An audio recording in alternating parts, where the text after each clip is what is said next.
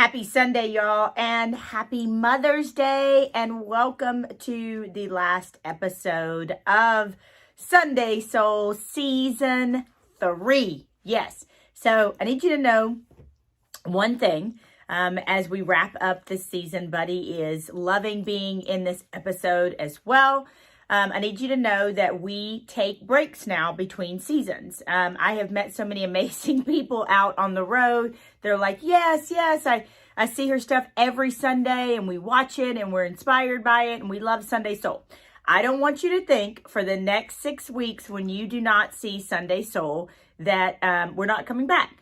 We have now instituted breaks. Breaks are amazing. Mental health breaks, pauses, reflection, boundaries, all of those things.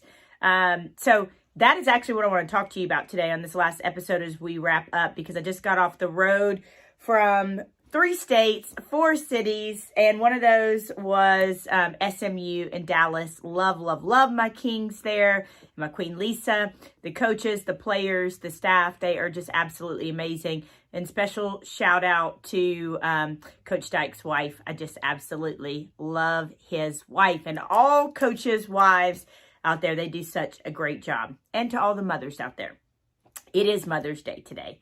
And it is a bittersweet one for me. I lost my mother, as you guys know, a lot of you may know, May 1st, 2019. So this is my second Mother's Day. Really buddy, really? Like I'm trying to do something here. Really, the stretch from May 1st to Mother's Day is a tough one. It's a bittersweet one.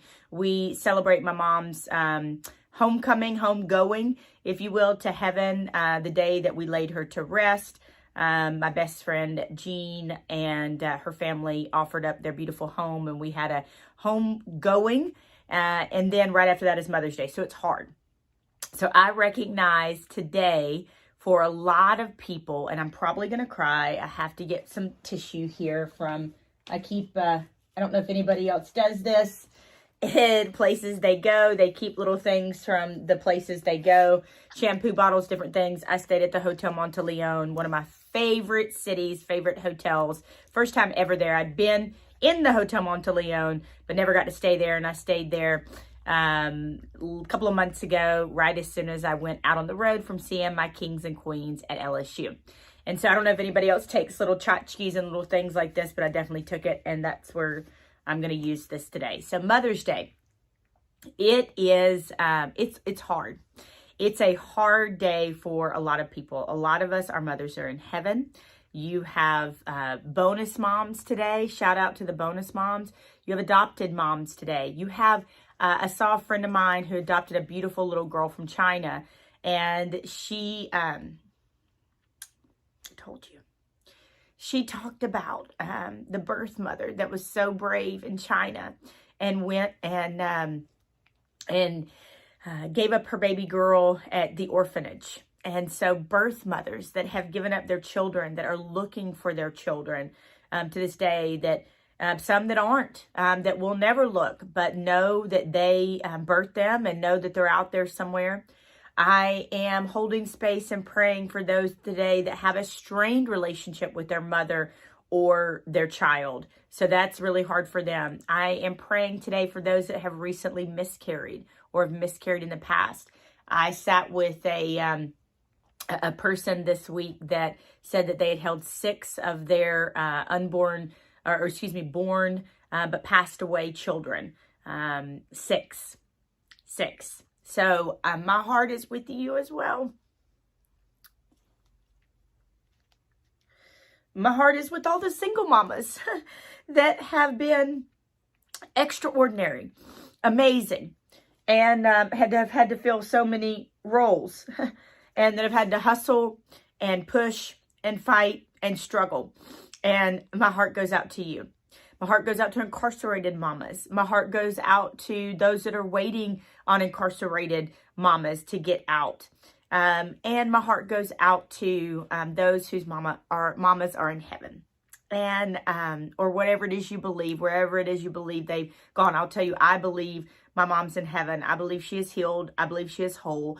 I look back at some of the Google photos from, this day, this week, past couple of weeks for, that pop up. And I was telling somebody yesterday, I don't like to remember my mom like that. She was yellow and a shell of herself. And I don't like to remember my mama like that. And in heaven, they say you are, if you've never read the book, Heaven is for Real, you should. And the Bible, the greatest book. But they say that you're your best age, you're healed and you're whole. And so I know I'm going to see my mom again. I know I'm going to see all my people again. And most importantly, I know I'm going to see Jesus. And every day here is one day closer to that happening. And that is the only thing that, and you, and life, but that is the big thing that keeps me hanging on and helps me, not hanging on, I would say, allows me to deal with grief, because grief is a monstrosity. And that's the thing that allows me to process my grief, is because I know I'll see them again. And also my all the props, all the dabs, all of it to just all the mamas out there, the aunts, the mama figures, the god mamas. I'm a god mama. Thanks, Barbie. My thoughts and my prayers and my love, it goes out to all of you guys. And so that's it. I just wanted to start by shouting out every possible mama, and I probably missed some mamas, and please apologize. I apologize if that's the case. And to the grandmamas out there, I was very, very, very close to my grandmother. I feel like she was my soulmate, and I miss her dearly every day too. So, I think that rounds up most of our mamas. So that gets that out of the way. But I also, on this last episode of season 3, Sunday Soul, remember, if you're just joining us, we are going to take a 6-week break. We're going to be back on Father's Day. And I have the most amazing interview lined up for you. Oh my gosh, this gentleman is amazing. He went out of his way to teach people who don't have dads all the things that you need to know. And he has over 3 million followers on YouTube. That's all I'm going to say. But we're going to be coming back for season 4 of Sunday Soul. Special shout out to Emma Jorgensen, my lead creative, who helps make Sunday Soul so amazing. This week, you're just seeing a raw, just straight up video. It doesn't have all the accoutrements and all the bells and whistles, and that's okay, because the other thing I wanted to talk to you about this week is self-care. It is so important. It is so important, kings, queens, royals. It is so, so, so important.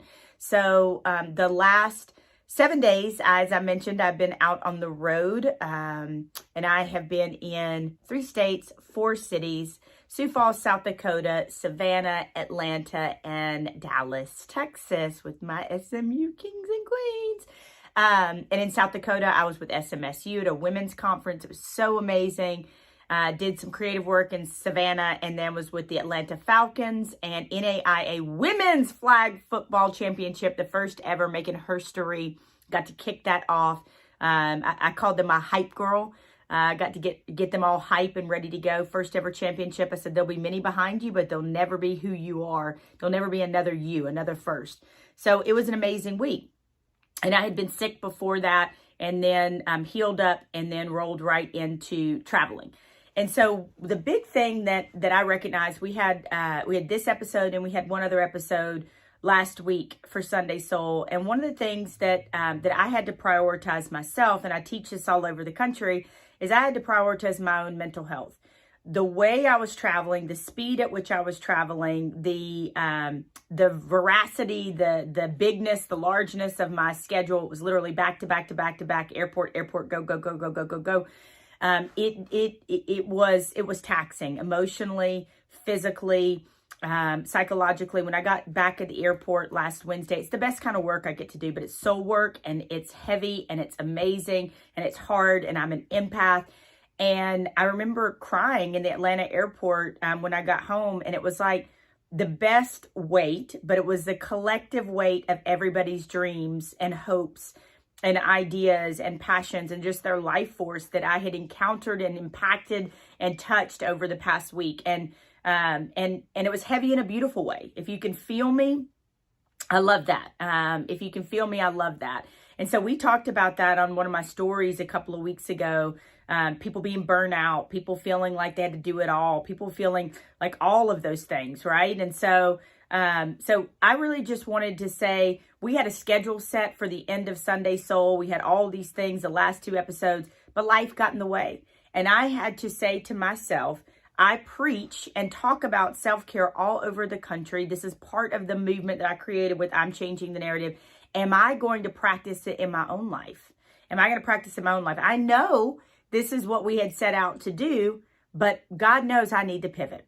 And if we haven't learned anything, if we have learned anything in the past year with the pandemic, we have recognized the importance and the vital need to pivot. Sometimes we need to pivot. So that's what I did. I pivoted. I said to Emma last week, we're busy. We are tired. We have been going. There hasn't been a moment to spare. We're going to pause on Sunday Soul last week. And this week, I'm just going to sit down and I want you to take a little bit of, do your thing. Take some you time. And this is going to be raw and stripped down. But I'm just going to come and talk about my life and self-care and what I believe. So I think the biggest thing I want you to take from this is if you preach it, you got to live it. I was telling different people, the women's flag football, NAIA women's flag football. I was telling the women of the women's conference last week, and then the Kings at SMU, and then the coaches. Coach Dykes let me meet with the coaches, which is so important, and I'll talk about that in a minute. But if you aren't who you purport to be, if you aren't who you say you are, if you aren't practicing what you're preaching, then who are you? For me, I would feel like a hypocrite. So if I'm out here preaching to you and talking about self-care, but I'm burning my candle at both ends and I'm not taking care of myself, then what good am I doing? I'm not who I purport to be. And so I just want to encourage you today as you're listening to this on Mother's Day, wherever you are, if this is a painful or wonderful Mother's Day, if you have your mother, for me, please hug her. Tell her, Rachel said, you don't know her. Tell her you love her for me. And so do that for me. And so I wanted to just encourage you today to take care of yourself. Plan some self-care this week. An amazing attendee at the women's conference that I was the keynote at last week talked about, actually it was an attendee, it was another speaker. She's amazing. She talked about they institute walks, like they all have to take 10-minute walk breaks in their office during the day. I'm like, that's great. I often talk about this. My friend Casey Smith talks about one of her means of self-care is silence. She says, Rachel, I listen to games all the time. I'm all the time, broadcasting, listening to games. She said, sometimes I just cook and it's silence. How are we supposed to hear our own thoughts if we're not silent, right? So I just want to encourage you to think about your self-care this week, because I'm practicing what I'm preaching. And I'm also showing up to share with you my heart, but I'm taking care of myself, and those are boundaries. And boundaries are a beautiful thing. It's what I teach to my coaching clients. It's what I teach to people across the country. It is what I'm writing about in a book that I'm finishing. I'm 95% done with my book proposal. I'm pushing through on that, but I'm taking care of myself. And lastly, what I wanted to tell you about was pretty amazing. And it's the fact that I got to address this past week both kings and queens, right? Queens at the women's event, and whether you identify as a queen or royalty, whatever that is. But queens, royalty at the women's event, and then queens and royalty at this NAIA women's flag football event. Shout out to the Falcons community. They do so much in the community. The Falcons, Rich McKay, Arthur Blank, the Arthur Blank Foundation for letting me be a part of this. It was absolutely amazing. But I talked to queens, but I also talked to kings. And here's a really important thing that's been transpiring in my life. And it's that I have been able to, the past couple of years, incorporate it into my movement, kings, men, and self-care.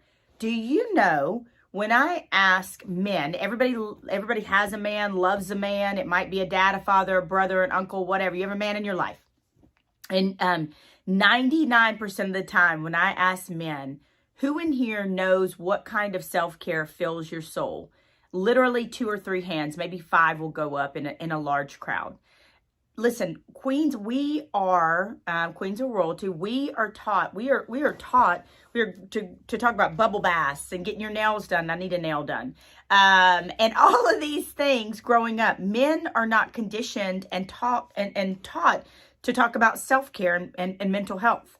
And so it has been the honor of my life, y'all. It has been the honor of my life.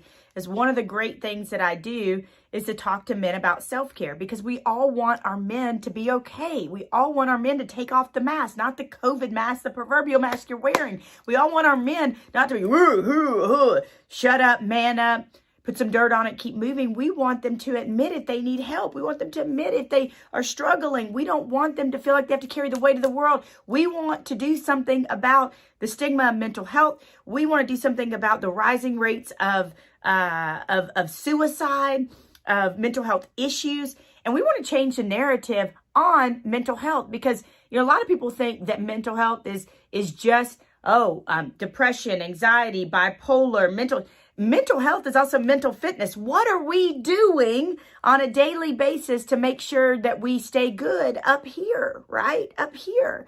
How are we taking care of ourselves? That's why I'm starting a book club this Thursday in my Facebook group, Find Your Crown, just a free book club every other Thursday for the next 2 months to discuss an amazing book called How to Do the Work by Dr. Nicole LaPera, right? So it has been the honor of my life to talk to people in general about self-care, but especially men, where people have never asked them, what do you do for self-care?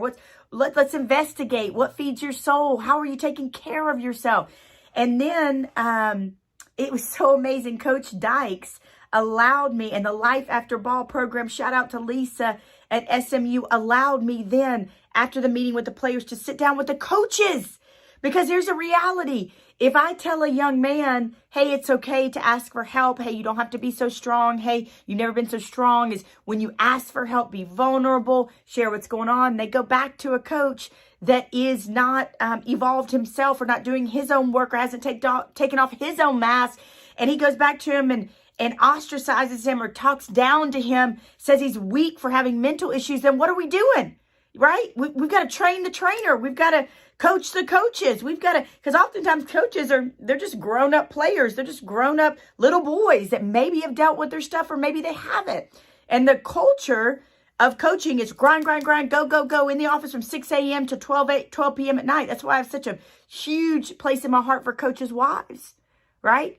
And so we have to create a culture, and Coach Dykes has been amazing about this. We have to create a culture of coaching where if a player comes to you, you're a soft place to land if they've got mental issues. You don't call them weak. We have to create a culture of where they can have small groups and discussions about what they've been through that didn't kill them. And maybe they haven't been through trauma. Hey, I've had a great life, but I'm still going to hold space for you. If you need to tell me what's going on in your life, I don't consider you weak. 3 things that I hear from athletes all over the country why they don't ask for mental help. Whether it's true or not, I'm scared I'm going to lose playing time. I'm scared to be seen as weak, and I'm scared to lose my scholarship. So we have to create the same space for coaches, kings or queens, male or female, however you identify, across the country. It's why I'm so just wearing this with pride. Thank you, SMU. Thank you, Coach Dykes. Thank you, Life After Ball, for letting me pour into your coaches. And finally, we have to have a place, a head coach like Coach Dykes, where if a coach comes to him and says, I'm struggling, I need some help, I need some resources here, he is not penalized, he is not seen as weak for having talked about his own issues. So there's so many levels to it, there's so many layers to it, that I started with players all over the country, right? I started with players all over the country. But now I recognize over the years of doing this that we've got to change the entire culture. We've got to change coaches.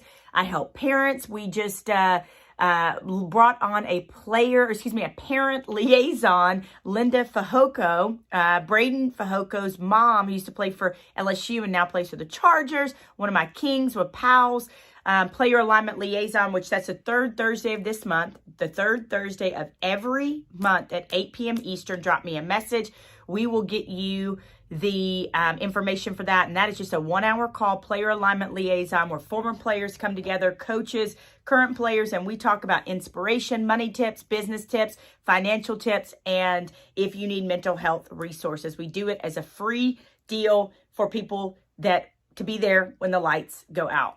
But yeah, it's why we have to change the narrative on so many levels. And I mentioned Linda, we just brought her on as a parent liaison because we got to get to the parents too. We got to get to coaches. We've got to get to players. It's going to take all of us. It's going to take all of us to change the narrative on mental health. Lastly, this month, May is Mental Health Awareness Month, and we want to honor you. We want to, buddy hair flying everywhere. We want to honor you, and we want to prop you up, and we want to show you off. If you can make a video 29 seconds or less, tag me, send it to us, get it to us somehow, and use the hashtag I'm changing the narrative, the letter I, the letter M, 29 seconds or less. I'm changing the narrative on, I'm changing the narrative on mental health by. Finish the sentence. I'm changing the narrative on mental health by self-care, talking to your family, whatever it may be. You finish the sentence, 29 seconds or less. We want to feature on my socials and the ICTN socials. I love you guys so much. Thank you for letting me be me all the time. Thank you for letting me take off my mask. Thank you for letting me be real. These are bittersweet, happy, all the tears today on Mother's Day as I'm missing my mama and my grandma, but also grateful to be called a godmama and so many other kinds of mamas. And I'll leave you with this very short story. My mom had a best friend named Al, and she met him when she went back to school as a single mama in her 30s to Troy State. Used to be Troy State, now it's Troy. And Al became a member of our family, if you will, and we were friends with him. And I remember in like 2nd or 3rd grade, he did a science fair project with me, and we did the memory game. And instead of being the memory game, it was smells, right? So smells on the card, and the back of it was Braille. It was for visually impaired people. And I won, and it was amazing. And so Al has stayed in our life my whole life. And I'm flying home the other day after being on the road for 7 days. And I see the Southwest people bring a gentleman to the waiting area to our gate that is visually impaired. And I ended up introducing myself. His name was Josh. And turns out it was his birthday. And I asked him if I could walk him down when it was time versus somebody from the airlines. He said, sure, that'll be fine. And he pet Buddy, and he really liked it. And we talked. And as I mentioned, it happened to be his birthday, which was so cool. And I just thought, listen, I don't have, pity for anybody who, they don't need that. No, somebody who is mentally challenged, visually impaired, they don't need my pity. I just try to put myself in their shoes. And I think, if I were by myself and visually impaired, what do I need always before I go to get on an airplane? I'd like maybe something to drink. I need to use the bathroom. And so I think at first he was a little standoffish. Like, we met and we talked and it was great. But then I recognized, I kind of broke through his shell a little bit. That's me, respectfully relentless, right? And so I said, hey, Josh, I'm going to the bathroom before the plane boards, and would you like to go? And at first he was like, and then he was like, yeah, sure. So I took him to the bathroom and, basically just walked in front of him so I believe he could see my shadow. And then I said, listen, can I get you something to drink? And he was about to protest. I said, look, it's your birthday. Let me buy you a drink. And he was like, okay. So I bought him a Coke. And then I got him on the plane, and I said, listen, he said, my mom's coming for me. And I said, okay, at least I'll get you up the jet bridge and get you there. And his mom was there on the jet bridge, and I got to meet her, and off they went. And as soon as they left, I just stood there and I cried. And I thank God for my mask. I just felt my mom in that moment. I was my mom. I'm living out her legacy. And I didn't put his picture on social media. I didn't do any of that. I told the story because it felt so wonderful to help somebody. And when I went up and told the Southwest lady, she was like, you would do that? And I'm like, why wouldn't I? Like, where are we? We have got to encourage kindness. We got to encourage. That's what I teach in this movement. Kings and queens go out of their way for people they don't even know. They get in the ditch with people. They don't just with people in the mountaintop. They get dirty with them.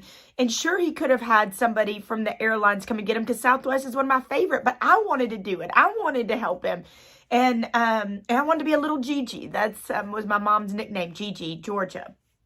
And when he walked away, I just was thankful for the mask. I cried. Had to go off to the side a little bit. And that's when I felt the collective weight, as I mentioned, of everybody's hopes and dreams. And I felt the just goodness coming out of my soul. My cup runneth over for being able to serve in just such a small way. And God sent me, Josh, to me, to let me be there for him on that day on his birthday. I love you guys so much. Thank you for letting me be a ball bag, as they say in the Notebook. I'm so grateful for you. And know that we are coming back in 6 weeks on Father's Day. So don't think Sunday Soul has disappeared. You're going to see a lot of ads reminding you of that. Make sure that you follow the ICTN socials and make sure that you please, we'd love to feature you. Send us your 29-second or less video. I'm changing the narrative on mental health by fill in the blank. I love you guys so much. You do it for me. You are my jam. People are my jam. And therefore, I'm a billionaire. I love you guys.